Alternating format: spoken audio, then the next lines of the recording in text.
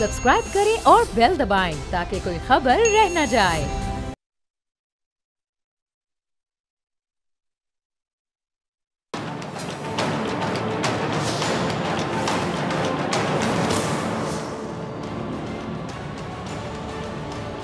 अस्सलामुअलैकुम, मैं हूं डॉक्टर फ़िज़ा खान और मैं हूं पाकिस्तान।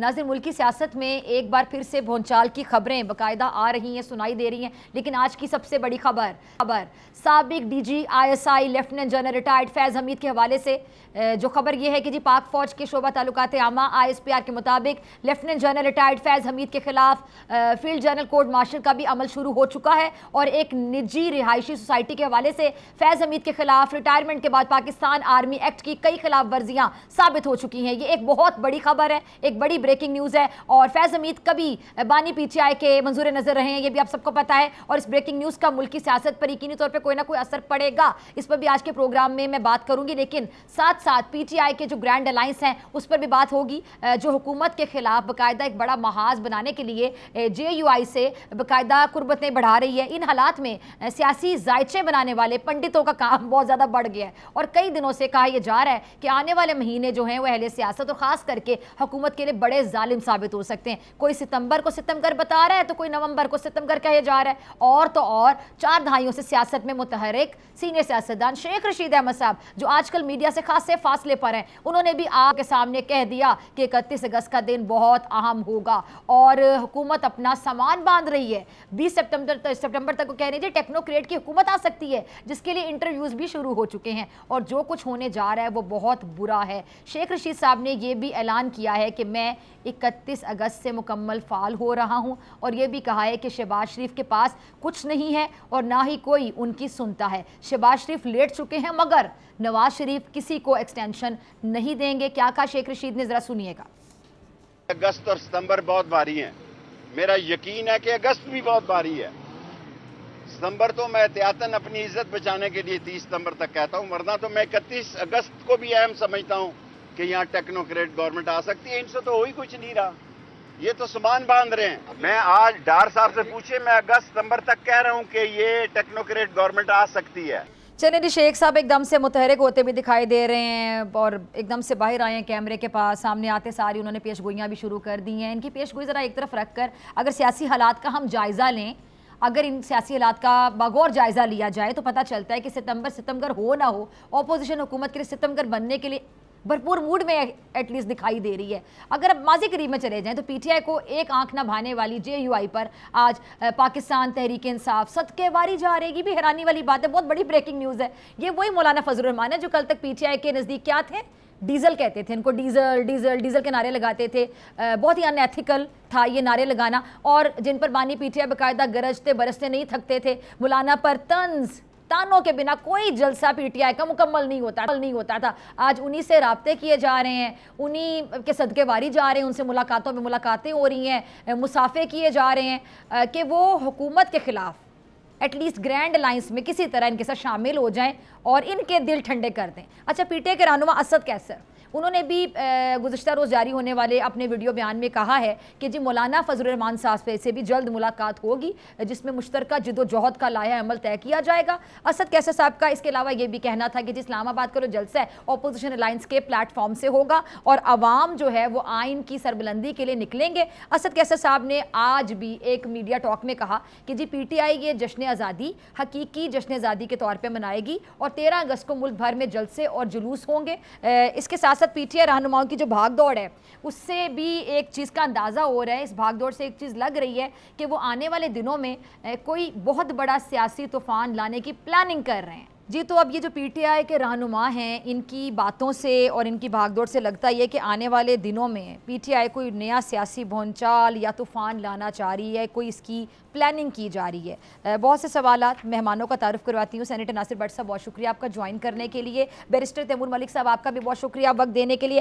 खान मोहम्मद साहब भी हमारे साथ मौजूद हैं, तज्जियाकार हैं जी, ये एक्स ब्यूरोक्रेट, बहुत शुक्रिया जी सर आपका भी ज्वाइन करने के लिए। तीनों मेहमानों का बहुत शुक्रिया। लेकिन नासिर भट्ट साहब चूँकि स्टूडियोज़ में मौजूद है, आपसे शुरू करना चाहूँगी। नासिर भट्ट साहब, आज की सबसे बड़ी खबर तो यही है कि साबिक DG ISI लेफ्टिनेंट जनरल फैज़ हमीद साहब, उनके हवाले से जो खबर आई है ये एक बड़ी खबर है और कोर्ट मार्शल के अमल जो है बाकायदा मुकम्मल हो चुका है। और मैं मुझे याद है कि नवाज शरीफ साहब, मरियम नवाज साहिबा नाम ले लेकर उन पर तनकीद भी करते थे, और आपकी जो लीडरशिप है उनको बहुत ज़्यादा तहफ़्फ़ुज़ात थे फैज़ हमीद साहब के हवाले से भी, क्या कहेंगे? बिस्मिल्लाहिर्रहमानिर्रहीम। बिल्कुल आप ठीक कह रही हैं कि फैज़ हमीद साहब और ये साकिब निसार और आसफ सईद खोसा, ये एक रजीम थी जिसके मेन ये फैज़ हमीद साहब थे। मेरा कायद हमेशा कहते थे कि इनको आप पूछें, बुलाएं, इनको अरेस्ट करें, यही असल मुजरिम है। इन्होंने ये सारा कुछ किया। रजीम 2018 में जब एक अच्छी भली हुकूमत चल रही थी मियाँ नवाज शरीफ साहब की, इस रजीम ने एक पनामा निकाला, पनामा से कुछ नहीं मिला। एक कामे पे उस वक्त के चीफ जस्टिस साकिब निसार ने कहा जी हम आपने अपने बेटे से तनख्वाह नहीं ली जो बनती थी, तो इसलिए हम आपको फॉर लाइफ डिस्क्वालीफाई कर रहे हैं। तो वक्त गुजर जाता है, जब गलत फैसले हों तो उनके असरात देखें आज तक है।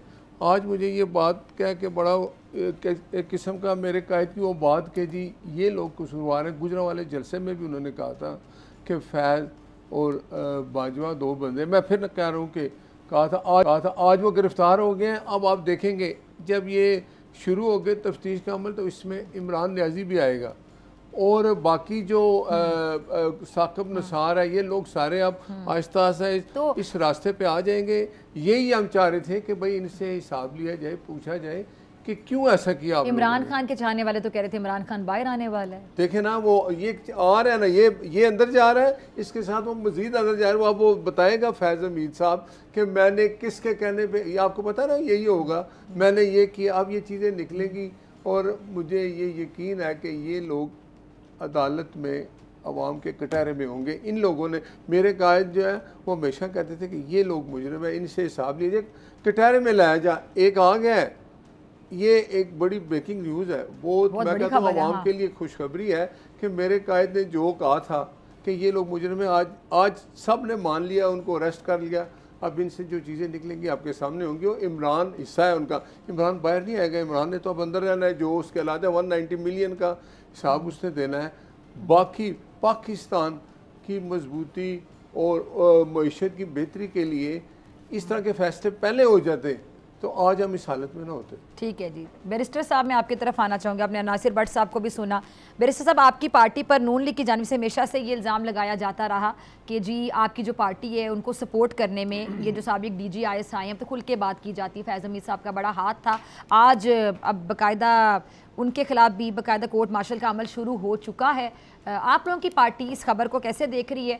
क्योंकि आप लोग तो बड़े दावे कर रहे थे कि जी शायद 14 अगस्त से पहले या उसके करीब इमरान खान साहब भी जेल से बाहर आ जाएंगे। जी बिस्मिल्लाहिर्रहमानिर्रहीम। देखें, आज का दिन अहम है और काफ़ी इस पे अदालती और ये भी कानून से मुतालिक ही एक डेवलपमेंट है। इसके ऊपर तो मैं सिर्फ ये कहूँगा, इस वक्त पार्टी का तो कोई इस पे पोजीशन नहीं आई और शायद आने की ज़रूरत भी नहीं है, एक्सेप्ट इसके कि ये एक इंस्टीट्यूशन का अंदरूनी मामला है। जो अभी तक प्रेस रिलीज़ हमने देखी है मीडिया के ऊपर, उसमें टॉप सिटी से रिलेटेड मामलात के ऊपर ये चीज़ की जा रही है। मज़ीद तफसीलात आएंगी तो ज़रूर हम उस पर तबसरा करेंगे, बट बिल्कुल करना चाहिए। वो तो किसी भी इदारे का कोई शख्स हो, हम सुप्रीम कोर्ट की बात करते हैं, ब्यूरोक्रेसी की करते हैं, सियासतदान तो हमेशा ही इसकी नाक पे रहते हैं। तो और बिल्कुल मिलिट्री के अंदर भी होना चाहिए और पहले भी कोर्ट मार्शल हुई हैं। बिल्कुल, अगर इतने सीनियर शख्स का शायद ना हुआ हो, लेकिन जो भी कानूनी अमल है उसको पूरा मंतकी अंजाम तक पहुंचना चाहिए। आज की असल बड़ी खबर तो वो है जो सुप्रीम कोर्ट ने की है। लेकिन उस पर आप जब मज़ीद बात करेंगे तो ज़रूर उस पर बात करेंगे। आप कमेंट करना चाहे तो कर दीजिए। नहीं, सुप्रीम कोर्ट की जो चीज़ है जी, मैं उसके ऊपर इसलिए मुस्कुरा रहा हूँ कि हमारे उम्मीदवारों की 73 से ज़्यादा जो इलेक्शन पिटिशंस हैं, जो दरखास्तें रिकाउंट की थी, उन पर तो कुछ नहीं हुआ। जो पाकिस्तान मुस्लिम लीग नून से ताल्लुक़ रखने वाले उम्मीदवारों की दरखास्तें थीं, वो सुप्रीम कोर्ट तक भी पहुँच गई और उन पर आज ऐसा फैसला भी आ गया। मेरी ज़ाती हैसियत में तो शायद खुशाइंद है, क्योंकि आप ये भाग नहीं सकते। 104 वोटों का पाकिस्तान का सबसे कम फ़र्क मेरे हल्का NA 148 में मेरे और यूसुफ रज़ा गिलानी के मुकाबले का रखा गया फॉर्म 47 के मुताबिक। मैं RO से लेके election commission, Lahore high court, हर जगह खटकाते रहे दरवाजे, महीने इन्होंने चक्कर लगवाए और किसी ने भी रिकाउंट की इजाज़त नहीं दी। 104 वोटों के फ़र्क के बावजूद 13,012 वोट रिजेक्ट करने के बाद अब वो मामला इलेक्शन ट्रिब्यूनल में पेंडिंग है, नोटिस हुए में, उसके आगे कोई कार्रवाई नहीं हुई। इनके केस में सुप्रीम कोर्ट से डायरेक्शन आ जाती है। तो मेरा तो सवाल अपनी, मैं तो बतौर वकील अपनी आला अदलिया से भी है कि हम कानूनी रास्ते पे चल रहे हैं, पता नहीं हम सुप्रीम कोर्ट किस दिन पहुंचेंगे इन मामलात के आगे, और इनके ऊपर ख़ास मेहरबानी हो रही है। ये हमें कहते रहते हैं कि आप पे मेहरबान है, लगता तो कुछ और है। लेकिन जो भी होना चाहिए इंसाफ यकसा होना चाहिए। सो उम्मीद करता हूँ कि हमारे बाकी जितने हलकों के मसाइल हैं, मामले हैं, रिकाउंट का एक राइट है, वो सबको मिलना चाहिए। ठीक है जी। खान मोहम्मद साहब, आप पूरी सूरत हाल को कैसे देखते हैं? आप भी तमाम खबरों पे गहरी नज़र रखते हैं, तज्ज़ियाकार हैं, क्या समझ आता है आपको ये जो तमाम मामला चल रहे हैं इस टाइम पे, सियासत पे कैसे असर होगा, ये असरअंदाज होगा, ये जो आज की बड़ी खबर है? क्योंकि जो फैज़ हमीद साहब हैं ये बानी पीटीआई के भी बड़े फेवरेट थे, मंजूर नज़र थे, और बानी पीटीआई नून लीग कहती है कि उनके बड़े मंजूर नज़र थे फैज़ हमीद साहब के जब ये अपनी इस पोस्ट पर थे, DG ISI। आप कैसे देखते हैं? बिस्मिल्लाहिर्रहमानिर्रहीम। आपकी बड़ी मेहरबानी, आपने मुझे कॉल किया। DG ISI का ताल्लुक तो असल फौज हमारे आर्मी से है, और आर्मी का अपना ऑफिसर है, आर्मी खुद उसको देख रही है, उससे जो भी कार्रवाई करेगी तो उससे अवाम में एतमाद बढ़ेगा। बाकी रही बात PTI की या नून वाले अपने अपने घर खुश होते रहे, उसमें फर्क उनके ऊपर, दोनों अपने इनके ऊपर कुछ भी करे। ये फोर्सेस का बंदा है, फोर्सेस का रहेगा, और फोर्स का जो अपना कानूनी कार्रवाई है वो करेगी तो अवाम इससे खुश होगी कि फौज के ऊपर एतमाद बहुत बड़ा रहेगा इसका। बाकी रही PTI का ताल्लुक जो बढ़ रहा है DOA की तरफ, इनका पहले बढ़ना चाहिए था, पहले क्यों नहीं बढ़ा, अभी क्यों? इनको सियासतदानों को मिलके, सबसे मिलके मुल्क के हालात को चलाने के लिए, अभी मुल्क जिस हालात से गुजर रहा है उसको सही चलाने के लिए सबको मिलना चाहिए। बाकी शेख रशीद साहब जो टेक्नोक्रेट की बातें करता है वो तो करता रहा है, अभी तक उसकी कोई चीज सामने तो नहीं आई है, न उनके तजिया कोई सही निकला है, न होगा सही। फिर भी सियासी पंडित कहलवाए जाते हैं वो। हाँ, बस न उसको अभी तक उन्होंने जितनी बातें की है वो बातें सिर्फ उन्होंने वहां पे तक की है, अवाम तक नहीं गई है। अवाम इस वक्त जिस बोझ से गुजर रहा है उस पर हुकूमत जो कर रही है, करना चाहिए, उस पर सब मिलजुल कर साथ दें, और उस मिलजुल साथ देने से फायदा होगा, मुल्क का भी फायदा होगा। हमारा 14 अगस्त आ रहा है, सब लोग उसको मिलजुल के उसमें शामिल हो जाएं, बेहतरी, हमारे मुल्क की बेहतरी इसमें रहे। ठीक है, मिलजुल कर आप बात करें। नासिर भट्ट साहब, खान साहब के हवाले से जब बात होती है कि जी बैठकर बात की जाए, सियासी पार्टियों से बात की जाती है, वो कहते हैं जी मैंने बात ही किसी और से करनी है, जिस किसी और से वो बात करना चाहते हैं वो साफ साफ बता रहे हैं कि जी बात उधर करें, हमसे क्या बात करनी है, वो सियासी पार्टी उससे बात करें। अच्छा, अवाम अब इसमें कन्फ्यूज़ होती है कि, और जो खान साहब के सपोर्टर्स हैं, फॉलोअर्स हैं, ये तैमूर साहब आप भी सुन रहे होंगे, वो सोशल मीडिया पर उन्होंने एक अलग अपनी दुनिया बनाई हुई है। सोशल मीडिया के बहुत बड़े बड़े तज्जियाकार हैं, बहुत बड़े बड़े, वो मेरे ख्याल से अपने आप में सियासतदान भी हैं, तज्जियाकार भी हैं, तबसरे भी देते हैं, और वो आपको भी काम सिखाते होंगे, हमें भी काम सिखाते होंगे, शायद हम सबसे ज़्यादा जानते होंगे, तभी ट्विटर पर हर वक्त एक्टिव रहते हैं। तो वो फिर बड़े बड़े दावे करते हैं, नहीं खान साहब ने किसी को लिफ्ट नहीं करवाई, खान साहब किससे बात करने के मूड में नहीं है। ये क्या बात है? खान साहब बात करने के मूड में नहीं, आप लोग बात करने के मूड में नहीं है, या दोनों ही बात नहीं करना चाहते? क्या है ये सीन?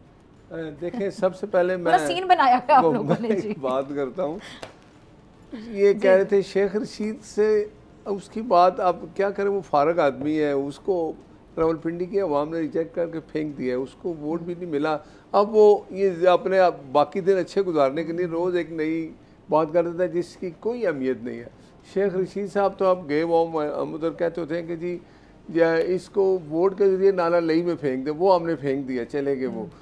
बाकी बात है कि इमरान खान साहब 9 मई हुआ था, नहीं माने। मैं तो हर प्रोग्राम में कहता रहा कि 9 मई की माफ़ी मांग लो तो बेहतर है। अब फैज़ हमीद अरेस्ट हो गया है क्योंकि फैज़ हमीद ने वो काम किए हैं जो कानून इजाज़त नहीं देता। इसके लिए हम बार बार कहते रहे कि भाई इनसे आप पूछें, जब इनसे हिसाब लेंगे, इनसे पूछेंगे, अवाम के खिटार में लाएंगे, तो फिर आने वाला वक्त ऐसा होगा कि उसमें हुकूमत जब भी कोई इक़दाम करेगी तो ये नहीं कहा जाएगा जी कि वो फ़लाँ के साथ नहीं हुआ था इसलिए अब एक और बंदा भी आके ऐसा करे। मुशर्रफ के साथ हुआ ना आर्टिकल 6, तो मुझे यकीन है कि मार्शल लॉ का अब ख़तरा टल जाता है, कुछ होता ही नहीं है सब कुछ। फैज़ हमीद साहब बड़ा कुछ अब बताएंगे कि मैंने किसके कहने पे किया, इमरान खान ने ये किया वो किया। इमरान खान ने भी अपनी जो है ना सज़ा वो लेंगे, 190 मिलियन है, उसका भी फ़ैसला आने वाला है।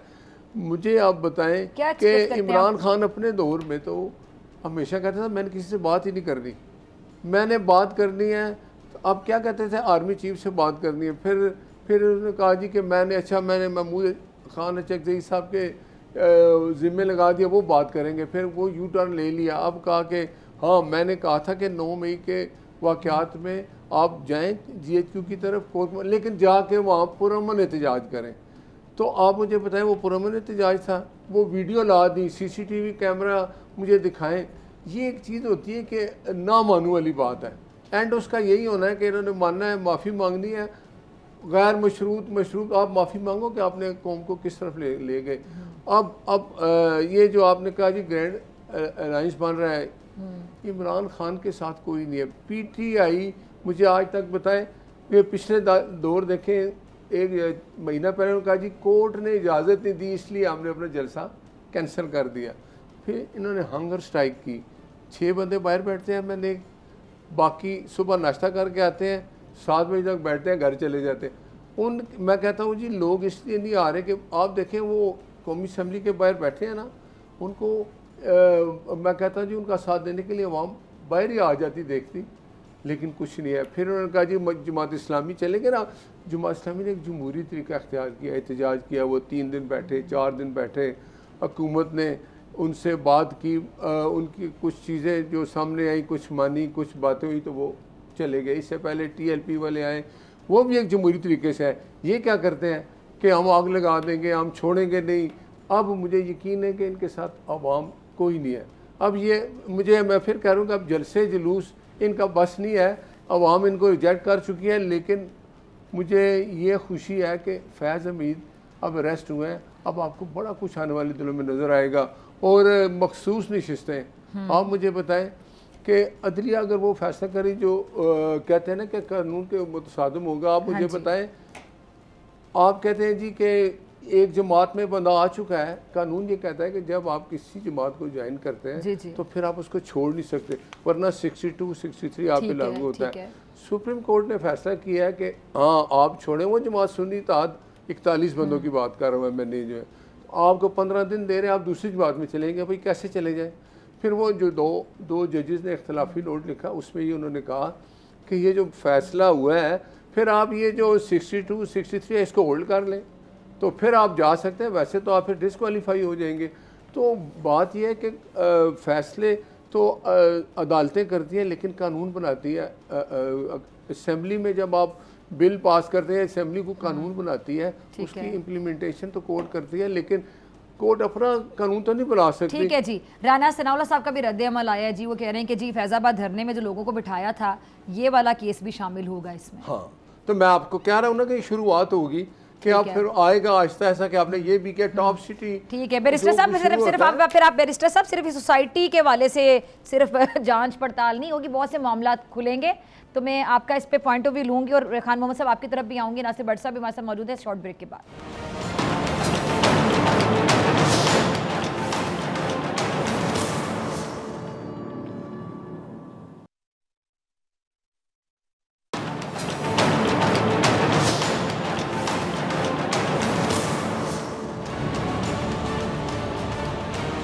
वेलकम बैक नाजरीन। नासिर भट्ट साहब, बैरिस्टर तैमूर मलिक साहब और खान मोहम्मद साहब मेरे साथ मौजूद है। तमाम मेहमानों का फिर से बहुत शुक्रिया के लिए वक्त देने के लिए। भट्ट साहब, राना सनाउल्लाह साहब का भी रद्द-ए-अमल ये आया है कि जी फैज़ाबाद धरने में जो लोगों को बिठाया गया ये केस भी इसमें शामिल होगा। अच्छा, फैसल वाडा साहब ने भी एक बयान दिया, उन्होंने कहा है कि जी आने वाले दिनों में PTI और बानी PTI ज़मीन पर लेट जाएंगे। ये बिल्कुल मैं आपको बताऊं, इसके बाद ये भी केस आएगा कि जब चीफ जस्टिस साकिब निसार वो ये कहेगा कि मैंने किसके कहने पे इजाजुल हसन को कहा कि जज अरशद मलिक के सर के ऊपर बैठ जाओ और हर जो भी तारीख आती थी, जो भी केस चलता था, उसकी रिपोर्ट जाके इजाजुल हसन को देते थे। और ये कौन कहता था? जज अरशद मलिक ने कहा कि मुझे इजाजुल हसन ने कहा था कि मैं चीफ जस्टिस साहब मेरे से रिपोर्ट मांगते हैं और कहते हैं कि नवाज शरीफ को सज़ा देना। अब फैज़ साहब बताएंगे कि उन्होंने साकिब निसार को कहा या डायरेक्ट इजाजुल हसन को कहा। ये सारी चीज़ें सामने आएंगी तो ये काम बड़ा लंबा है। तो यानी बहुत से लोग कटहरे में आने वाले हैं और इमरान खान माफ़ी मांगेगा और ये कहेगा कि मैंने गलती की, मुझे माफ़ कर दें, लेकिन फैज़ हमीद कहेगा कि मैं जो फंस रहा हूँ तो तुम भी मेरे साथ थे। अब एक दूसरे का नाम लेके कौम के सामने सब कुछ आएगा कि 2018 में क्या हुआ।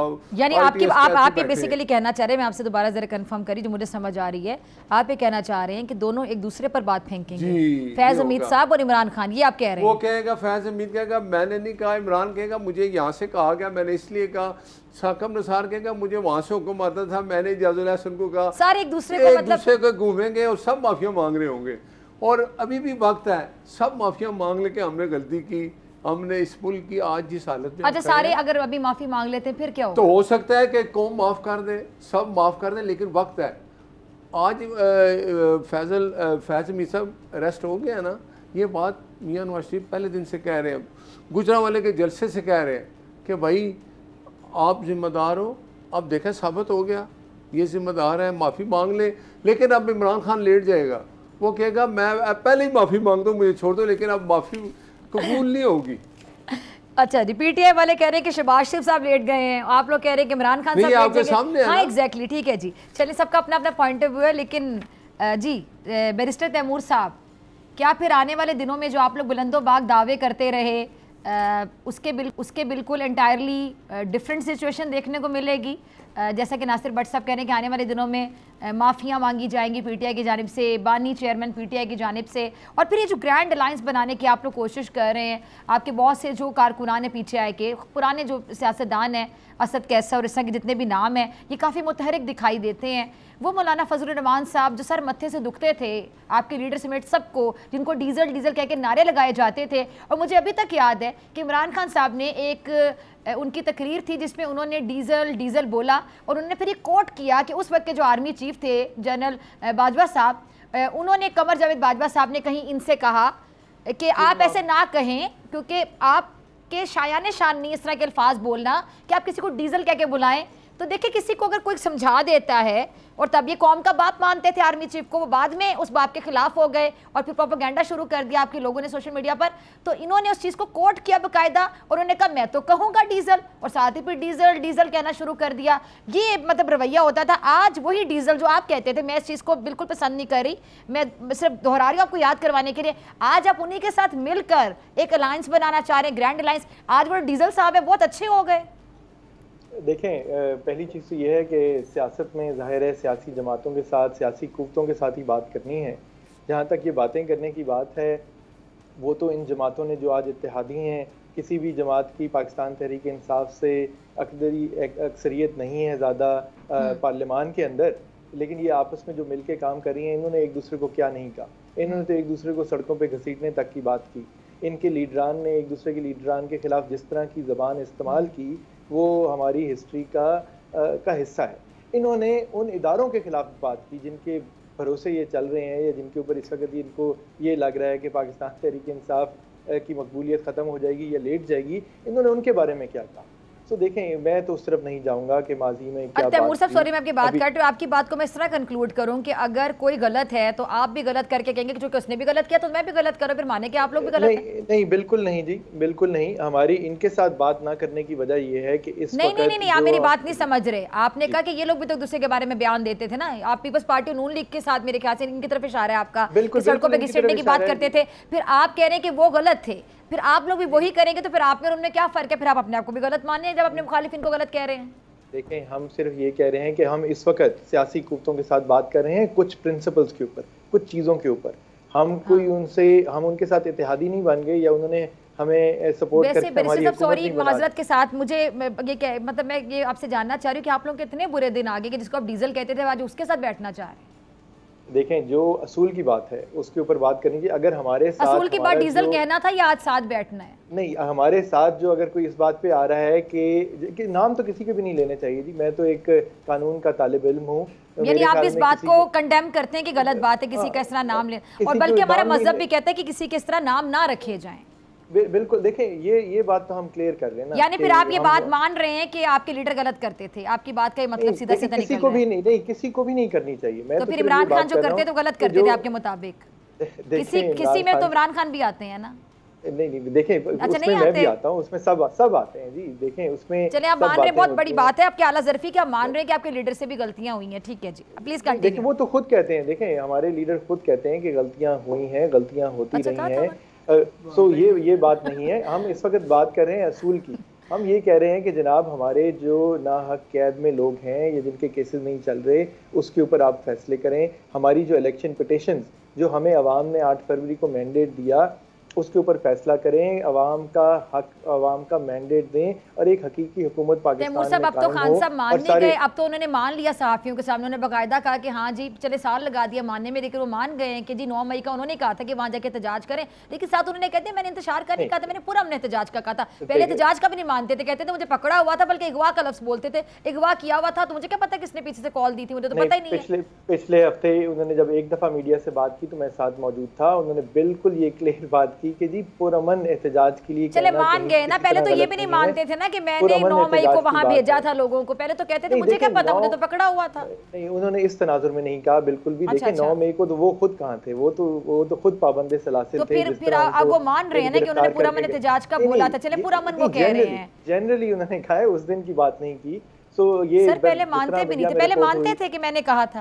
देखें पुरअमन नहीं, एक मिनट मैं नासिर भट्ट साहब का पॉइंट, सर पहले नहीं मानते थे ना। बिल्कुल, वो कहते थे मुझे तो पता ही नहीं, आप लोगों ने बंदे, वो कहते थे आपने भेजे। खान मोहम्मद साहब, आप पूरी सिचुएशन को कैसे एनालाइज करते हैं?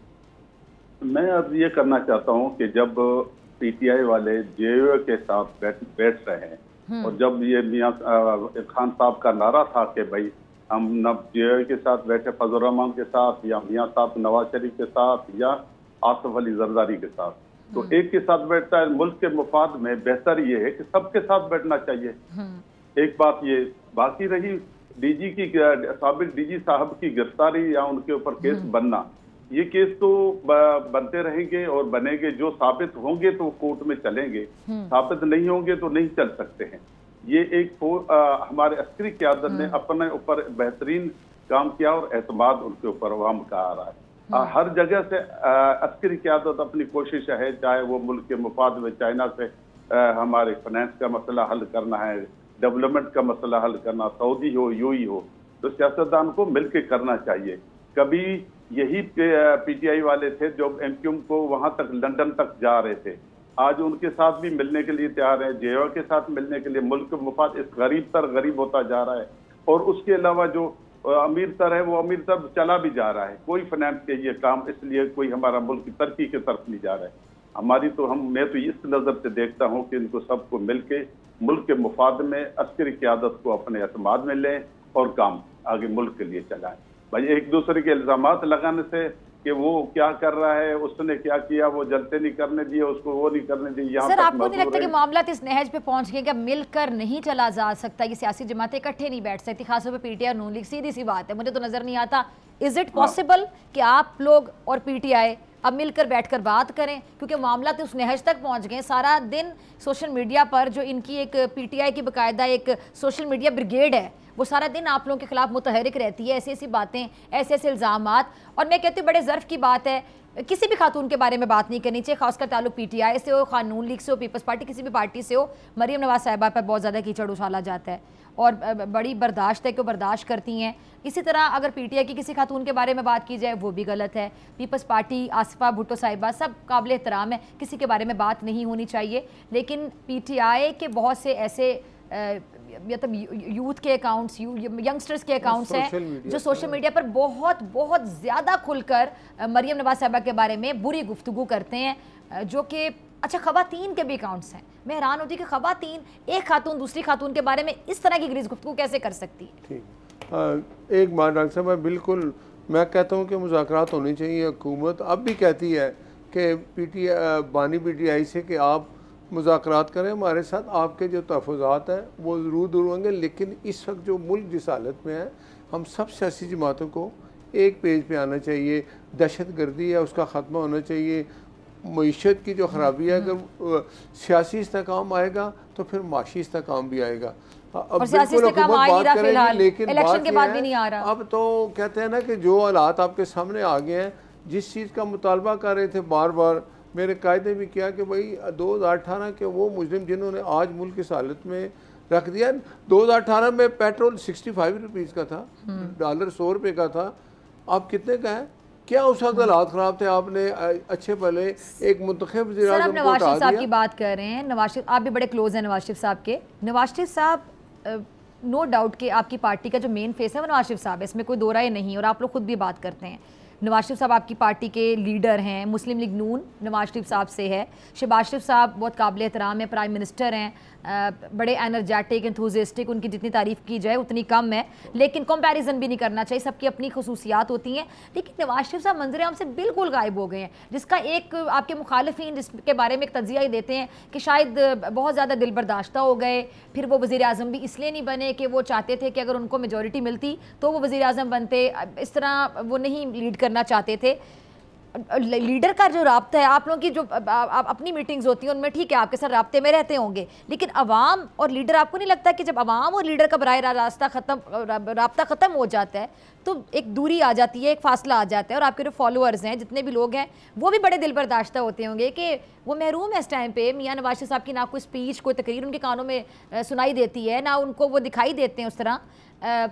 इसकी क्या वजह? देखिए, आप अग्री करते हैं इस बात से कि अवाम से राब्ता खत्म नहीं होना चाहिए लीडर का? कभी भी मियाँ साहब का राब्ता ख़त्म नहीं है। आपको एक बात बताऊँ, मरियम नवाज शरीफ साहब वज़ीर आला जो है वो पंजाब में मेरा ख्याल है आप चारों सूबों को देख लें तो जितना काम पंजाब में हो रहा है आपको कहीं और नजर नहीं आएगा। नजर आ रहा है, बड़ी एक्टिव वज़ीर आला है, वो बड़ा बेहतर काम कर रही है। उसकी हिदायत भी मियाँ नवाज शरीफ साहब ही देते हैं। लेकिन सर अवाम के साथ डायरेक्ट एक राब्ता होता है, उसकी बात कर रही हूं। आपको बड़ी जल्दी नजर आएगा मियाँ साहब, बिल्कुल मियाँ साहब इस चीज पे जरूर परेशान आप कह रहे हैं बहुत जल्द नजर आएंगे मियाँ नवाज शरीफ अवाम से राब्ता करते हुए। राब्ता मियाँ साहब का है अवाम से। और कैसे नजर आएंगे वो जो राब्ता करते हुए नजर आएंगे, कैसे? देखे ना, वो मियाँ साहब को ये है कि आम ने इस मुल्क को किधर पहुँचा दिया, ये हालत क्यों? मियाँ साहब जल्द अनकरीब आपको कौम से खिताब करेंगे? मियाँ साहब 3 दफ़ा के वज़ीर आज़म है, वो बिल्कुल देख रहे हैं, लेकिन वो इस पे जरूर परेशान है कि इतनी महंगाई है, आवाम की ये हालत है। वो चाहते हैं कि ये काम ठीक हो, और वो जल्दी आपको नज़र आएंगे कि मियाँ साहब पाकिस्तान में, पंजाब में, हर जगह दौरे करेंगे और मुल्क की मईशत को इस्तेहकाम पहुँचाने के लिए, सियासी जमातों को इकट्ठा करने के लिए और अपने अवाम की बेहतरी के लिए मियाँ साहब आपको बहुत जल्द नजर आएंगे कि वो एक्टिव मुतहरिक नजर आएंगे बहुत जल्द। मियाँ नवाज शरीफ साहब आप ये कह रहे हैं, और शहरों शहरों में जाएंगे, जगह जगह जाएंगे, जल्द से करेंगे। मियाँ साहब जाएंगे और मियाँ साहब पूरी पाकिस्तान की हर अवाम के जो दिल है ना, वो मियाँ साहब का ये सोच है कि अवाम की हालत ठीक हो। क्यों इतने बुरे हालात हो गए और वो लोग जो इस चीज़ के मुजरिम थे उनको क्यों नहीं? सर आपके कहने का मतलब है कि मियाँ साहब शहर शहर जाएंगे, लोगों से कनेक्ट होंगे, राब्ता मुहिम होगी किसी किस्म की, जल्द से करेंगे। इंशाल्लाह जल्द आपको नजर आएंगे कि वो बहुत एक्टिव हो चुके हैं और सारे अवाम के लिए वो जितने उनके दिल में एक दर्द है कि भाई ये जो इतनी महंगाई होगी है। सर आपकी बातों से मैं ये कंक्लूड करूं कि वो जल्द से करेंगे आके, क्या जरूर देखे ना आके वो बेहतरी के लिए। सर ये वैसे तो आप प्री इलेक्शन माहौल बता रहे हैं, जल्द से इलेक्शन तो 5 साल बाद हो गए।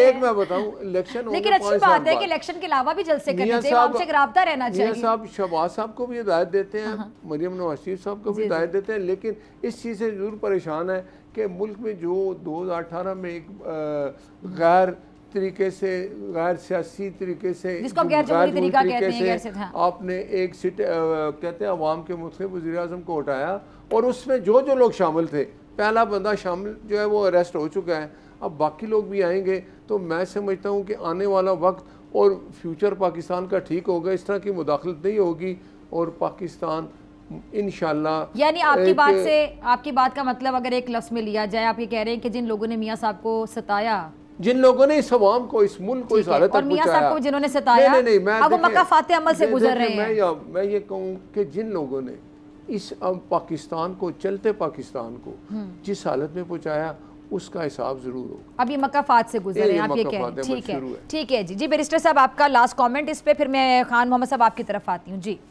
देखें, बिल्कुल ये जो कह रहे हैं बातें, अल्लाह करे कि इनके लीडर मैदान में निकलें। इनकी इत्तेहादी जमात तो पहले ही कह चुकी है कि दोबारा इलेक्शन होने चाहिए। तो आपने बिल्कुल ठीक कहा कि लगता यही है इनकी बातों से कि ये हकीकत जान चुके हैं कि इनके पास मैंडेट कोई है नहीं और ये दोबारा इलेक्शन नहीं, वो कह रहे हैं कि वैसे जलसे करना चाहते हैं, वो प्री इलेक्शन माहौल नहीं है, वैसे जलसे करना चाहते हैं। नहीं सर, बिल्कुल कराएं। आप जलसा कराएंगे तो हमें भी मौका मिलेगा जलसा कराने का। मुझे तो मुल्तान में जलसा कराने की इजाजत नहीं मिलती, लाहौर में लोगों को जलसा दूसरों को कराने की इजाजत नहीं मिलती, तो हम इस्लामाबाद में आपका कमेंट आ गया जी। खान मोहम्मद साहब, ठीक है, पुरअमन तरीके से खान मोहम्मद साहब आपका लास्ट कमेंट। शेख रशीद साहब तो कह रहे हैं 20 सितंबर तक टेक्नोक्रेट हुकूमत आ सकती है। इंटरव्यू शुरू हो गए हैं सर, इंटरव्यू कौन ले रहा है? बाय द वे शेख साहब कह रहे हैं इंटरव्यू शुरू हो गए। जो टेक्नोक्रेट हुकूमत के बारे में जो भी ख्याल करते हैं तो वो मुल्क के मफाद में बिल्कुल नहीं, बिल्कुल किसी सूरत में। ठीक है। और रही बात सियासतदानों के, मियाँ साहब तो अभी तक आए, उसके बाद कोई न सिंध में कभी आए, न बलुचिस्तान गए, न इधर गए, अभी तक तो नहीं होना चाहिए उनको। वो कह रहे हैं अनकरीब आ जाएंगे ना, भट्ट साहब कह रहे हैं कि अनकरीब आ जाएंगे ना। बड़ी पार्टी है, उसको जाना चाहिए, मुल्क के लिए सब लोग नजरों से देख रहे हैं। गवर्नर सिंध के हवाले से एमकेएम ने भी कुछ तहफ़्फ़ुज़ात का इजहार किया, उस पर क्या कहेंगे? देखें, वो तो एक पीपल्स पार्टी को पंजाब मिला, KPK मिला, उनके गवर्नर वहाँ चेंज हो गए। सिंध में गवर्नर मुस्लिम लीग का हक है, लेकिन वो पीपल्स पार्टी और MKM से मिल के मुशावरत के बाद इंशाल्लाह ये फैसला भी जल्द हो जाए। ठीक है जी, बहुत शुक्रिया तमाम मेहमानों के। इसी के साथ मुझे दीजिए इजाज़त, आपसे मुलाकात होगी इंशाल्लाह कल सेम टाइम सेम चैनल। अगर ज़िंदगी ने वफा की, दुआओं में याद रखिएगा, अपना बहुत ख्याल रखिएगा। अल्लाह के बाद